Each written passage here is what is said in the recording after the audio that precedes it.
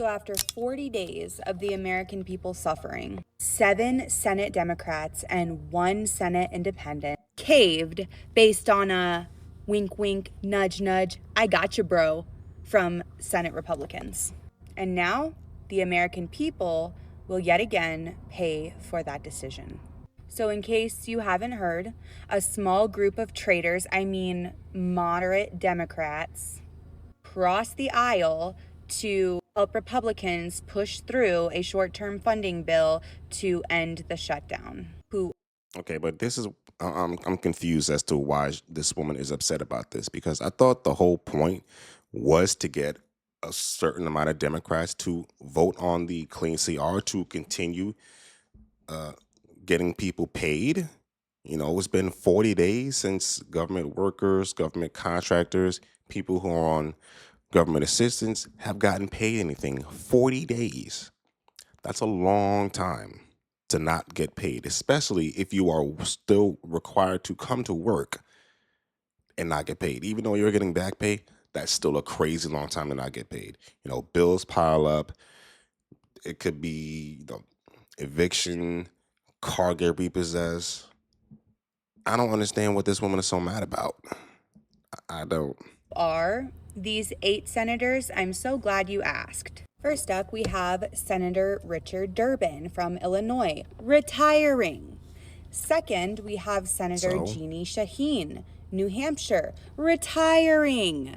Then we have Senator Catherine Cortez Masto in Nevada, Senator Maggie Hassan of New Hampshire, Senator Johnny Fetterman in Pennsylvania. What do these 3 have in common, you ask? Well, none of them are up for re-election until 2028. Leaves a long time for us to forget, huh? Lastly, we have Senator Jackie Rosen of Nevada, Senator Tim Kaine of Virginia, and Senator Angus King of Maine, who is the independent. Now, what do these 3 share? I'm glad you asked. They aren't up for re-election until 2030. But what's the relevance of letting people know when these people are retiring, when they're up for re-election? Like, what's the relevance? What does it matter when they're retiring? What matters is what's going on right now. A whole bunch of people are not getting paid what they are owed. A whole bunch of people are not getting food stamps. A whole bunch of contractors not getting paid. That's what's important, not who exactly voted for the CR and when they're retiring and when they're up for re-election. That's not relevant. I think these Democrats are just so freaking crazy, because it's like she would rather see people continue to struggle the way that they've been struggling for the past 40 days than for the government to come to an agreement to actually get things moving again, at least at the same rate that they were moving during the Biden administration, because that's what the Clean CR does. All it did was say that we're going to continue funding the government the way it's been funding during the Biden administration. What's so wrong with that? These people are so wacky. Again, we have a long time to just forget about their traitorous ways. Are you catching my drift? We're not going to forget. In fact, I'm going to make it my personal mission to repost this video and remake this video every single year until their re-election time. And I'm going to actively remind people of the decision that they made to hand over the lives of millions of Americans into the hands of the Republicans. Anyways, so while this bill does reopen the government and give federal workers their back pay, it stops at late January and drops the healthcare tax credit extension that Democrats promised to fight for. Okay, but I'm pretty sure it's more important to get people paid now than it is to have them wait until the government can come to a decision further down the road to talk about those things. Like, that's not important right now. Even though the healthcare, it is a little important, but the whole thing is the ACA, the Affordable Care Act, was a failure to begin with. Rates went up because Obama basically told insurance companies that they have to take people who have pre-existing medical problems. They have to take them, and that jacked up everyone's rates. That's exactly what happened. So, as I stated earlier, Republicans gave their word, because that's so valuable, that they would work on it later, but there's no guarantee in black and white. So, as consequence, this deal leaves millions of Americans still hanging, arguably the most vulnerable Americans, most specifically the families that are depending on these subsidies. So, yeah, the shutdown might be ending, but the fallout, the cost, that lands right back on regular people like you and like me.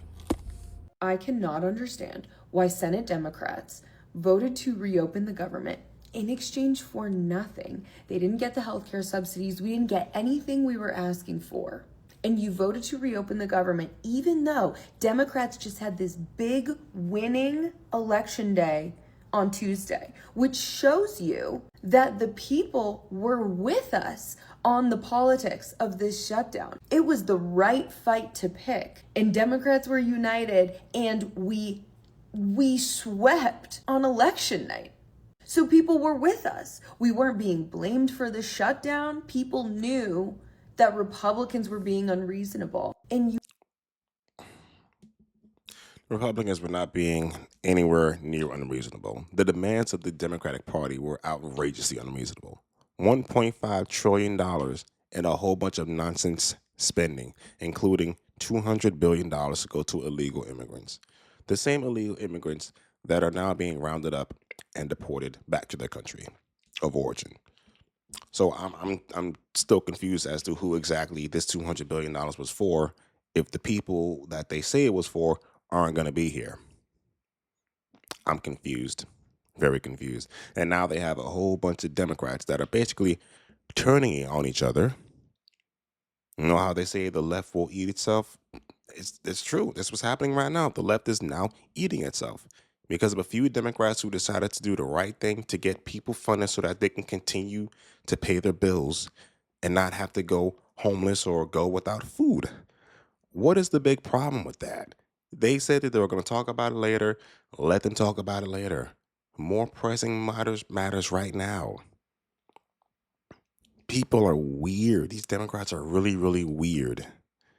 They would rather see people suffer like in a broad sense than worry about this one little thing, health insurance. But you can go buy your own health insurance somewhere else. You can. Crazy. caved anyway. There was a recent poll where one of the number one words that people used to describe Democrats was weak and ineffective, I think the other one was. And that's our big problem, because our policies are certainly better than Republicans. Republicans are crazy. Republicans are extremist, but Democrats are viewed as weak. And it's because of shit like this. Why are we caving? But if I were to ask her which policies are better on the Democrat side than the Republican side, I bet you she can't name any. Not one policy. Why are we caving when we were winning the politics of this fight? And it was a worthy fight to pick. I don't understand. I just don't understand. I don't understand either. Don't understand how people can be Democrat in this country after seeing what they have done to the people in this country, trying to basically get everyone on government assistance to keep them out of the economy. Because y'all realize something. Y'all need to realize something. Democrats are rich. At least the Democrats that are in the government. They're rich. Every single one of them is rich. They really don't care what happens to you at all.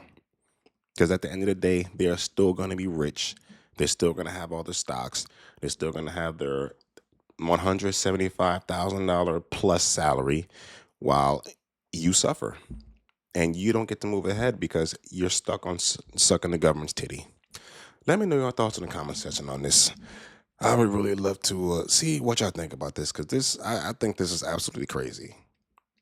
Hit the like button, subscribe to the channel, and I'll catch y'all next time.